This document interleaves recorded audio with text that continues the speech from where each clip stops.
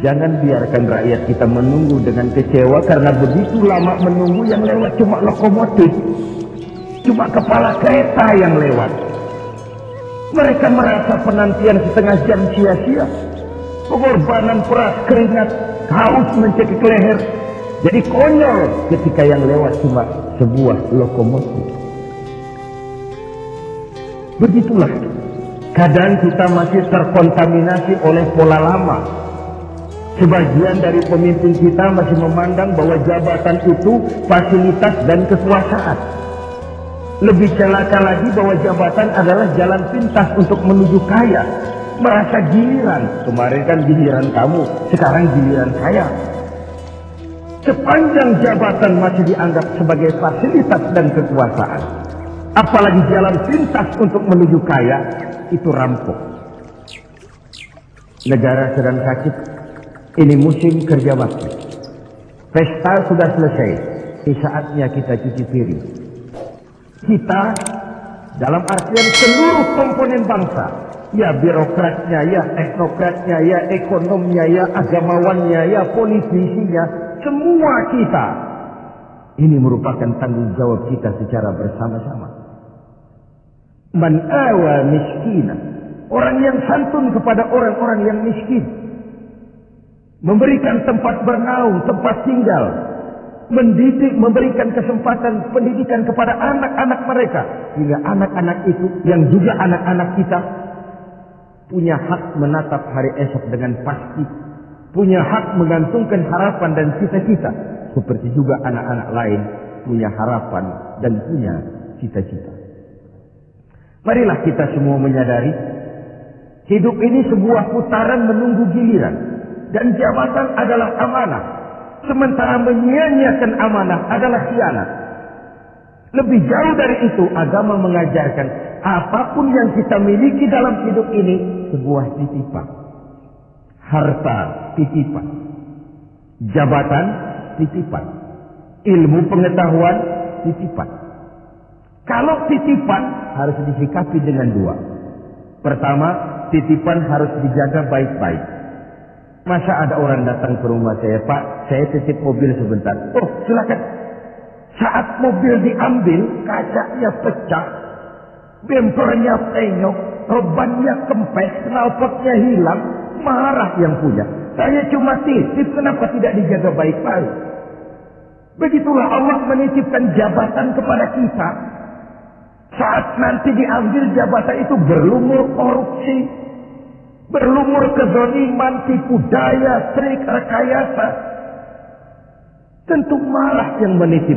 Kau harus bertanggung jawab. Ini kan titipan. Kenapa tidak dijaga baik-baik? Harta titipan. Malahan, kalau saudara diberikan ilmu, pertanyaan akhirat cuma satu. Ilmumu kau amalkan untuk apa? Diberikan kita usia yang panjang, pertanyaan akhirat juga cuma satu. Usiamu kau habiskan di mana?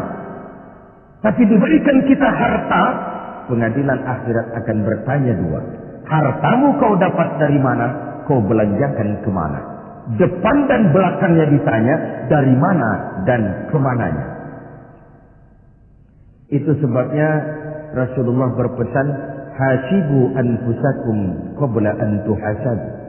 Hitung dirimu sebelum Allah yang menghitungnya.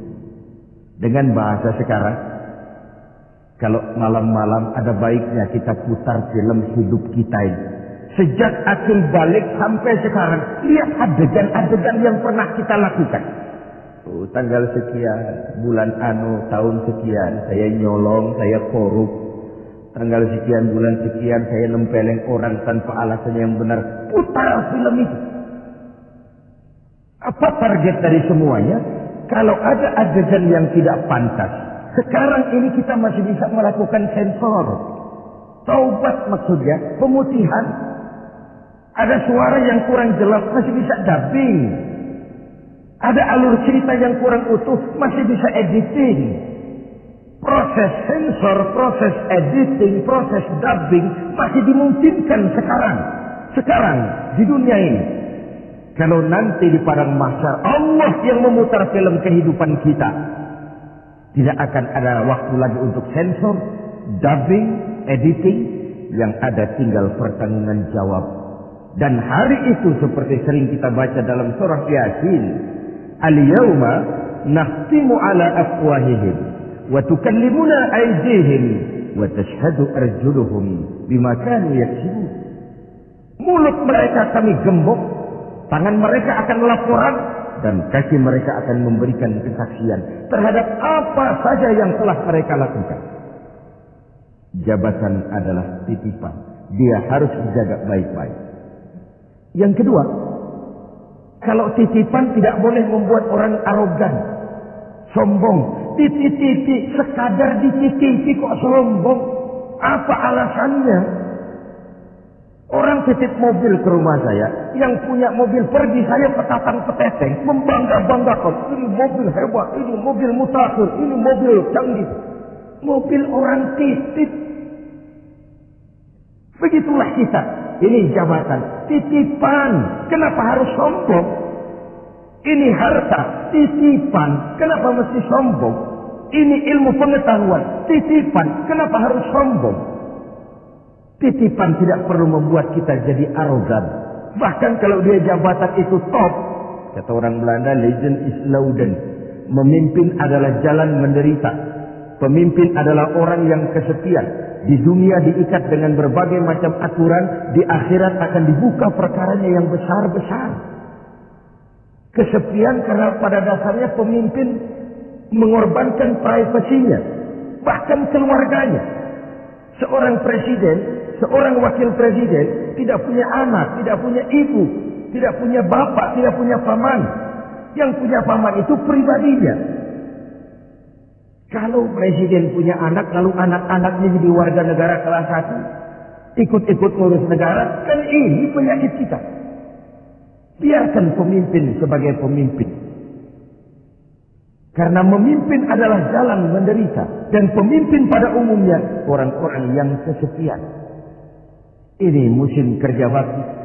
Hanya dengan semangat kebersamaan, ke atas saya mengingatkan, ke bawah saya mengimbau. Mari kita berbagi rasa dengan saudara-saudara kita yang hidup di bawah garis kemiskinan. Karena bukan saja ini tanggung jawab nasional, tapi juga tanggung jawab keagamaan. Seorang muslim baru sempurna imannya jikalau dia merasakan apa yang dirasakan oleh tetangga sebelahnya. Bahkan tidak sempurna iman kamu jikalau kau tidur dalam perut kenyang sementara tetanggamu merintih kelaparan. Belum sempurna imanmu. Begitu kepekaan Islam sampai iman dijadikan taruhan terhadap perbaikan nasib orang-orang miskin. Bukan sekadar sebuah slogan, bukan sekadar sebuah simbol, tapi sebuah realita kehidupan beragama.